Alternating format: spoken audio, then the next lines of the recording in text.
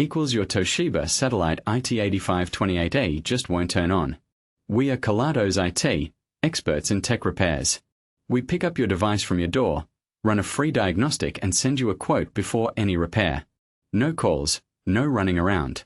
We are located at Calle Joaquin Maria Lopez 26, in Madrid. Link in the description. This problem can be caused by a faulty battery, power supply issues, or internal hardware failure. Our skilled technicians can diagnose the exact reason and provide the necessary repairs, ensuring your device gets back to working order. If you don't want to take any chances, at Kelatos we pick up, fix and deliver right to your door across the entire peninsula. Link in the description.